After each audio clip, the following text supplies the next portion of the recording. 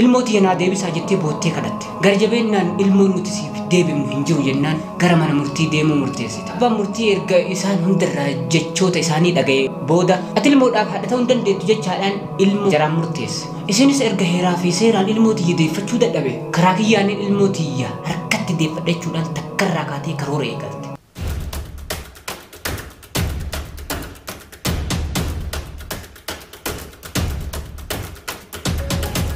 السلام عليكم ورحمة الله وبركاته. كبجمتو تفرد كيا جرتو بقى سنجرت هند نجيني هاجرات. كبجمتو تفرد كيا دفني دشاني أكو ما سنين جري تري تربان الرا سينا يوكان كساتو كبر ليزني دفع جري تري جودا هر سينا أنا كايزني كابو سينا بيجرو نما بيورما كيسات هذا علمه في إيجار سافي ورأبدي rakin si erganam hundi arge ita ifa tawu si arge ugan hundi si tidule warri seerat haqa si daba gode garu ammu namatti kadde asi ilmooti deefachuu danda'u karaa nabaasu karaa aqlii hiyyati fayyadamee ilmooti argadhaadha jettee tokkorraa eegaltee isinii qabadhee dhufe jechuudha. Akkamittiin ilmoo isii harkatti deeffatteen ammoo kunoo kan wajjin turtanii dhageeffatan ta'a jechuudha. Asumaan ammoo haati hagam ilmoo ufiitiif bakka qabdi wanni ilmoo jaalattu jiraatumaan jiruu ufii tana jaalatti haadhaaf abbaa manaa ufii jaalatti ilmoo tanarra ruhii ufii jaalatti yoo jennee walumaa galaani namni beeku walumaa gala ni beekaa garuu ammoo asirratti seenaan kun ammoo waa barumsa hedduuf keessaa qaba jedhee yaada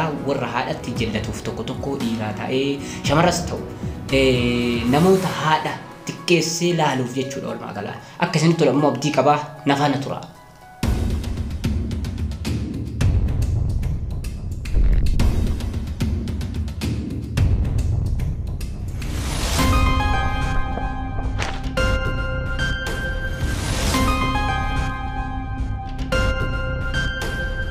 jalqaba irratti abbooleen seenaa teennaa lammiilee biyya Hindiiti. Akkuma nama kamiititti hojjetanii jiruu fi jijjiiruudhaaf biyya ofii gadhiisanii gara biyya Narwii imalan.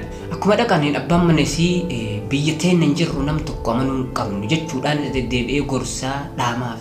Ergama qubatanii booda guyyaa tokko akka abbaan manaa isii manaa bahe guyyaa tokko dubartiin lamaa dhuftee akkuma isiin alawaadaa jirtutti itti dhadhooftee itti seenan jechuudha. Lammiilee biyya sanii ta'ulleen fuula isaanii irraa mul'ata. Seenaa jechuudhaan simatte. Akkuma dhufanii seenanii nuti dhaabbata guddisa ilmaaniiti jechuudhaan isii wal baran. Ta'a yeroo gaarii dhuftanii nyaata hojjechuu jira. Yeroo gaarii dhuftan jechuudhaan keessummeesse. Akkuma abbaan mana isii galeen isilleen keessummaalee kana wajjin nyaata isaan hundaaf dhiyeessite. Abbaan mana isii ammoo waan jara kana beekutti fakkaata. Yeroo nyaata nyaatan isiin ilmoo isiitiif nyaata harkaan afaan kekkeetti. Abbaan mana isii ammoo nyaaratti bubbutuudhaan ilmoo akka isiin afaan hin kenne dhorguu yaalii godha. Garuu isiin ammoo irraa afaamuu hin dandeenye. Bifuma kanaan guyyaan sun dhumatee dhalaaleen galatoomaa jechuudhaan kaanii tuma bahe akkuma jarri kutanii abbaan manaa isii har'arraa eegaltee yeroo namni mana keenya dhufetti mankaadhaan afaan kaayee malee harkaan afaan hin kaayanii jechuudhaan isii gorsa. Ammoo aadaa biyya keenya hordofa malee aadaa biyya namaatiin maaltu nagaya jechuudhaan dubbii isaatiif bakka hin kennitu. Yeroo isiin daa'imuma saniif nyaata kennitu hunda jechuudha saayibii isii itti fakkaatanii suutaan laaluu eegalan. Erga isaan ammoo guyyuu itti dhufuu eegalanii isiillee jara amantee akkuma hiriyaatti waa hunda garaa ofiillee jalaa dheeffachuu dhiiftee amanuu eegalte. Mana keessatti illee akkuma aadaa biyya isiitti jiraatti. Guyyaa sanarraa eegalee ammoo dhalaaleen sun isii biratti deddeebi'uu eegalan. Isiin hin beekne malee garuu dhalaaleen tuni waan isiin hojjettu hundaa takkaan galmeessutti jiran. Egaa bifa kanaan ji'a 5 turanii booda dhalaaleen ati har'a booda dhufuu hin dandeenyu. Guyyaa akhiraa ammoo boru si bira dhufna itti gaafatamtu teenne wajjin si bira dhufna akka ati nama gaarii taates itti manii turan. Kanaaf boru akka itti gaafatamtu fi wajjin dhufanis itti manii deeman jechuudha. Guyyaa lammaffaa ammoo yoo jarri dhufan abbaan manaa mana jiraa ture. Akkuma abbaa manaa arganiin ammoo ati hojii mana keessaa maaf jaartii ta'een gargaarre jechuudhaan gaafii dhiyeessaniif. Erga isaan irraa jecha kana dhaga'e innis ammoo isaan keessummeessee gara haadha manaa ofii ol bahe. Erga haadha manaa bira dhaqee ammoo ati dhalaalee tanaan akkaane mana keessaan qarqaaru jettee itti himatte ni qabdaa waan itti himatte jechuudhaan gaafii dhiyeessee. Ani waan itti himate akkan qabu garuu ammoo ati maal qaba yoo waan tokko waan mana keessaa waan qarqaarte jechuudhaan gaafii isaa deebifteef. Erga isin deebii kana deebifteef inni lemmoo ani hojii ala keessaa qaba. Immoo hojii mana keessaa danda'uu qabda jechuudhaan afaan xiqqoo walitti badan. Dubbii walitti deddeebisuu eegalaniin dhalaaleen jala jirtu. Ilmoo isii fuutee jalaa kuttee. Ilmoon isaanii hatamu ammoo yeroo foddaarraan gallaalanii arganitti rifatanii jarri hundi fiigichaan gadi bu'an. Makiina jala osoo fiiganuu makiinaan ammoo gara mana barnootaatitti achi gortee dhaabatte. Mana barnootaa kana keessas ilma isaanii tokkotu jira ka baratu ture. Isas seenanii jalaa fuudhan. Barsiiftuulleen akkana jetteen mucaan kee barumsatti cimaa miti.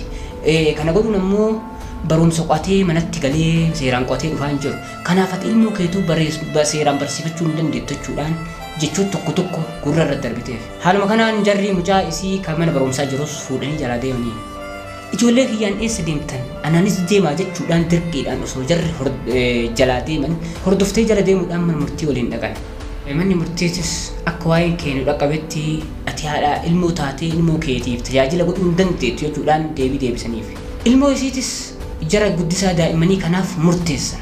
Bifa kanaan akkamitti ilmoo kiyya dhaba jechuudhaan boochee abukaadoo barbaaduu eegalte. Akka isheen abukaadoo biraa fidattee mana murtiitti deebi'anii. Abukaadichi isiin fidatte ammoo akkana jechuudhaan dubbate. Kabajamaa abbaa murtii akkaataan isiin ilmoolee itti guddisaa jirtu kuni akkaataa aadaa isiitiin tokko ta'e malee guddisuu wallaalteetii miti jechuudhaan viidiyoolee garaagaraa itti mul'isuudhaan faamsisuu yaalii gochuu eegale. Beellama guyyaa lammaffaatitti dabarse. Dhalaaleen ammoo akka goote abukaaticha san dhimma isii kana keessa baafte. Irraa abukaatoo biraa baqattuma akka isii takka bira dhahite. Ittiin tunis ammoo dhiifama narraa ta'e. Dhimma kanarratti si qarqaaruu hin danda'u dhimmi kun jabaadha jechuudhaan deebii deebifteef. Ofirraa ammallee abukaatoo biraa barbaadutti eegalte. Akkuma isiin abukaatoo biraa barbaadutti jirtutti dhalaaleen sun karaa isin hin beekneen abukaadoo biraa godhaniif guyyaa isin abukaadoo haaraa qabattee mana murtiitti dhiyaatetti. Abukaatichi kun akkana jechuudhaan dubbate. Manni guddisa daa'immanii amma yeroo ammaa kanatti guutuudha. Kanaaf nama haaraa barbaachisee dabalatan hin feesisu jechuudhaan dhimma isii ka dhufeef guddaa dagatee dhimma biraatti seene. Abukaatichi isiin kiyya jettee abdattes waan jarri harka duubaatiin fiddeef jechi inni jedheef dubbiin isii waan walirratti hin deebineef dubbiin guyyaa har'aa kanas jaraaf murtaa'e. Bifa kanaan ilmaan isii walumaa galaan jara dhalaalee kanaaf murtaa'e. Waan gosa dhabdee boochee dararamtee akka gara mana isii galteen warri jaarsa isii kan mana taa'u argite. Haati jaarsa isii akkana jechuudhaan loluu ni eegalte. Ati ilmoo kiyyaaf jaartii ta'uu hin dandeettu. Yoomuu haadhallee ta'uu hin dandeettu jechuudhaan loluudhaan. Osoo ati maal gootu ilmaan keessi harkaa fuudhan ati haadha ta'uu hin dandeettu. Ilmoo kiyyaafis jaartii ta'uu hin dandeettu jechuudhaan manaa gadi ariitee cunqursaa addaa itti eegalte. Isiilleen waan duraa gadda keessa jirtuuf waan hunda dhiiftee gara ilmoo itti argattu qofa irratti hojjechuu eegalte. Osoo galgala ganama garaa dhalee dhabee boo'uu taatee ganama galgala warwaattu. Gaaf tokko dippiloomaasiin biyya isii dhufee biyya kana jira walgeettii jabdutu jira jechuudha dhageette. Carraa kanatti fayyadamuu qaba jechuudhaan kufaa ka'aa bakka sanitti argamte. Akkuma dippiloomaasittiin biyya isaanii tun haasawuu eegalte. Osoo nam tokkorraallee carraan fudhatiin oluma ka'uudhaan akkana jechuu eegalte. Yaa kabajamtuu itti gaafatamtummaa dhimma alaa osoo biyya keenyarraa lammii biyya kanaa ta'ee ilmoolee jalaa guuruu eegalanii biyyi kun akkamitti ejjennoo kan fudhatte biyya keenya irratti jechuudhaan gaafii xiqqoo gaafatte. Poolisoonni naannoo san jirus yoggaa kana isii ussisiisuutti yookaan callisiisuutti yaalii gochuu eegale. Dubbii isii haa fixattu afaanitti hin qabinaa jechuudhaan carraa kenniteef. Carraa kanatti fayyadamuudhaan rakkina isii himatte. Carraa kan argattee bifa kanaan gara manaa galtee booda dubbiin kunii waan biyyattii lamaan walitti buusu ta'uu hubannaan manni murtiillee irra deebi'uudhaan yaamicha biraa dhiyeessaniif. Jaarsa isiitii fi obboleessi jaarsa isii gorsa garaagaraa gorsuun dubbii teeni ilaalla irra deebinee siif ilaalla. Homaa rakkinni hin jiru jechuudhaan isiis waraqaa irratti mallatteesse jechuudhaan waraqaa dura qaban. Waraqaan maaliif jettee yeroo isin gaafii gaafatutti ka ilmoon kee deebi'uuni garuu ilmoon kee asitti hin deebi'u hinditti deebi'a. Biyya isaatti itti deebi'a. Ati sammuu asirraa galtee ilmoo kee fudhattee bifa kanaan ilmoo teetii wal arguu dandeettaan waraqaa irratti mallatteessisan. Illeen erga ilmoo kiyya argadhu waan hunda ni godha jechuudhaan waraqaa mallatteessitee gara biyya Hindii imalte. Biyya san irraa Hinditti deebitee yeroo muraasa turtee ilmoon isii warra jaarsa isiitti deebi'ee warra akkoo isii bira jiraachuu dhageette. Yeroo dhayitu ammoo akkoon isii akkana jetteen. Ati ilmoon si kennanullee hin jiru. Ilmi kiyya sammaa achi ammoo siin jaartii godhatee si wajjin jiraachuu ka ta'u miti. Kanaaf ammoo ati wanni si kennan wayitu hin jiru. Kanaaf fuula kee arguun barbaannuun yaada gabaabaa kennitee fi geessite. Ilmi kiyya si hiikee jira jechuudhaan tumtee ariite. Illee yeroo kanaa akka jaarsi isiillee itti garagalee guddaa taphatame arguu eegalte. Erga kanaa hunda argitee addaan bahee fi maal balleessi badiin kiyya maal jechuudhaan gadda guddaa keessa seene. Ilmoos dhabdee jaarsa isiitis dhabdee warra hunda dhabde.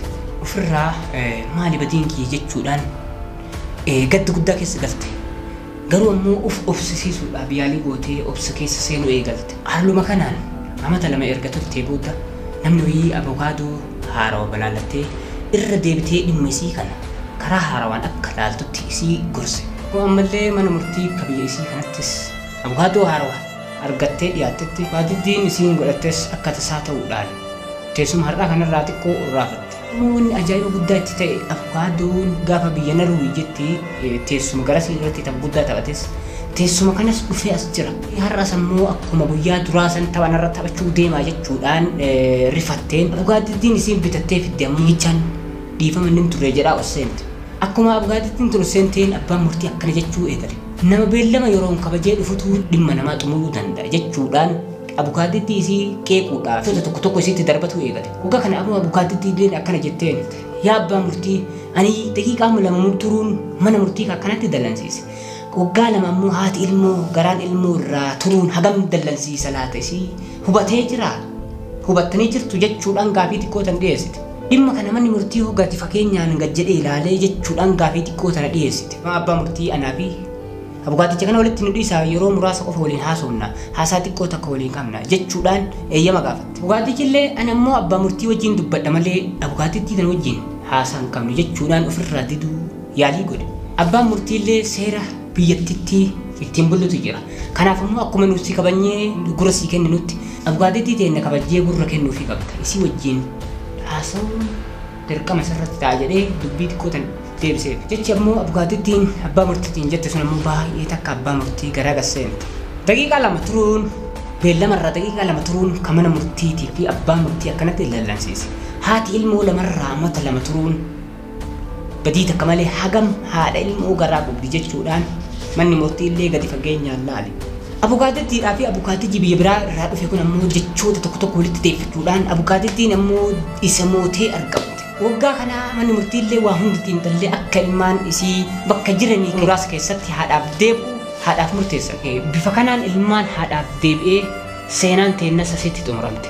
Seenaan kun immoo seenaa dhugaa waan ta'eef namoonni baay'een fiilmatti deebisee gariin ammoo akka diraamaatitti irraa dalage. Namoonni ammoo laale akka kiyya kanatti nu bareechisee tolchee warra dalagetu jira. Waan nama boojjiftu warri laalu baratti feetan warri ammoo arguu feetan haati hagam namaaf jecha darramtii dhugaan gizee sessoortu akkamitti keessaa baataa gizee aalamni guutuutti garagalee dhugaan osoo adii argan adii miti sitti wal fakkaate siin jedhan akkamitti bifa saniin keessaa baata akkamitti osoo harkan kennin keessaa baata yoo jette filma kanas fudhattanii ilaaluu ni dandeessan. Warri Awurooppaa jirtan wanni an dubbadhe kun dhibbatti akka jiru ni beektan. Warri ammoo of duratti gara Awurooppaa niyyaa hamilee qabdan wanni kun akka jiru beekaatuma. Of eeggannoo cimsaa. Kanaaf immoo kabajamtootaaf hordoftoota kiyya hanga sagantaa biraatiin walitti dhufnaan salaamu alaikum warahmatullahi wabarakatuh. As jalatti yaada keessan naa barreessaa. Turtii gaarii.